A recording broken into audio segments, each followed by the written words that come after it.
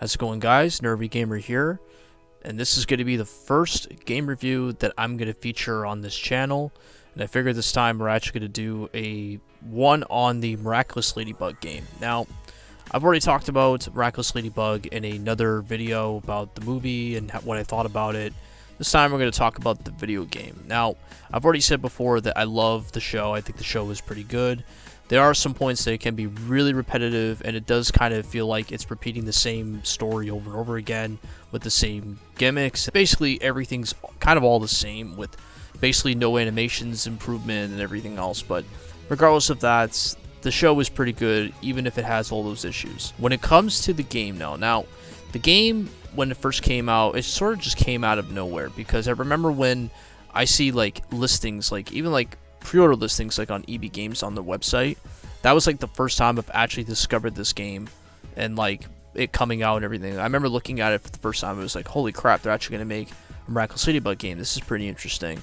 But then as I kind of looked at the cover and I kind of did some background on it, I noticed that the game was developed by Game Mill Entertainment. Now, Game Mill Entertainment, for those of you guys don't know, which I'm sure a lot of people know about this developer, but they basically are the ones responsible for the licensed games as well as a lot of the Nickelodeon games. Now, obviously the Nickelodeon games I mentioned are going to be the Nickelodeon racing game that came out, which that game isn't really as good. It's basically another ripoff of Mario Kart. They didn't really have a whole roster. And same thing can be said about Nickelodeon All-Star Brawl. I think that game I'm going to talk about in another video since they just announced a sequel to it, but that's another video for another day. Now, when it comes to the development of this game for Game Mill, to be honest with you, Game Mill making this game kind of concerned me, even though I wasn't surprised since they're very notorious for a lot of licensing games.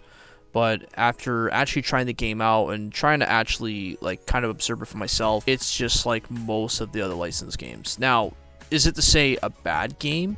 Well, let me explain a little bit about this game.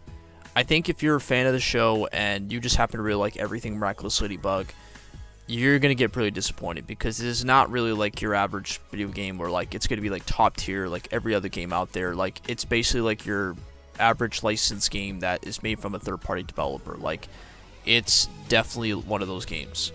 Now, when it comes to just the gameplay pretty much is you can play as Miraculous Ladybug or you can play as Cat Noir, and you just kind of go around the area. You go from like point A to point B. Sometimes you can actually like play as just Marinette or Adrian. You just kind of go around and do missions. You also do different puzzles. You beat bosses. It's basically just a very easy game. Like, I would say it's definitely a game that I would think kids would really like more than just adults, because yeah, okay, adults may enjoy this game if it's something that up their alley, but to be honest with you, it's really easy and it doesn't really take you long to actually beat the game in like 100%. Now, comes to graphics though, a lot of people compared this game to like other games that have come out back in the 2000s. Like, an example of that is the B-Movie game, which has a lot of like the same graphic aesthetics as this game. I would actually agree, because if I'm looking at a game that was made like on the PS2 era, like B-Movie, I would definitely make that comparison pretty accurate, because it definitely looks a lot accurate to that game. Even I can even say a lot of other 2000s games that came out back in the day, like ones like other DreamWorks games, and like maybe like even games that came out like not on the PlayStation, but like definitely games that have come out like on the GameCube. But honestly, it's definitely, the comparisons are there for sure. The game also is a linear platformer where like you can go from like certain platforms from like different buildings, you attack different enemies, and you go from like other areas like from different portals and you attack different enemies from there.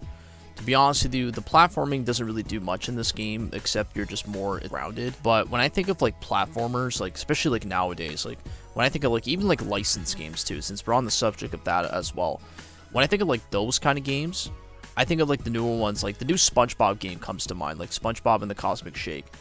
That game, even though despite people didn't really like the way the game is and how short it was, the game was a lot of fun. Like, they definitely put a lot of effort in that game with like the platforming, the bosses, and just like most like the linear open world. Like, at least with that game, there's a lot more effort into that game, and where you have this game, it doesn't really seem to do that. But obviously it's because, again, it's supposed to be a watered-down licensed game that's supposed to cater to kids. It's supposed to cater to little kids who are a big fan of Miraculous Ladybug, and that's kind of all it is. It's just more so just a game for kids. The reason why I say that the game is more so for kids is because the bosses, the puzzles, and even like the challenges are pretty easy to beat. Like, most gamers are gonna probably want like a challenge, and this game doesn't really deliver that sort of challenge to them. Like, it's more so like it's very easy for kids to kind of like sit down and play, and like especially with how slow paced some of the bosses are, because it is actually really slow paced. Like, I found myself really being like completely like at ease when it comes to like the bosses. Like, I couldn't believe how like slow you actually had to move your character around and like try to beat the boss and stuff.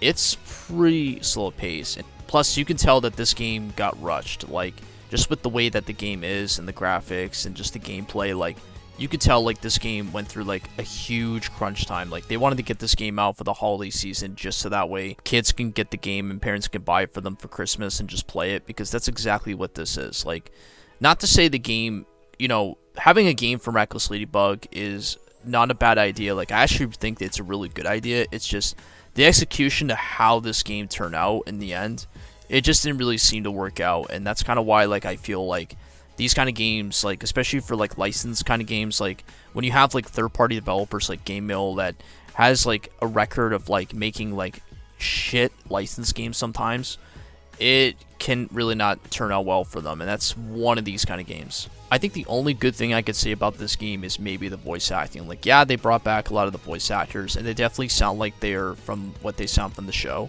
and it's really nice. But other than that, that's the only good thing I could say about this game, other than the voice acting. Like, as a whole, from what I've talked about, this game, you know, could have been better if the gameplay was better.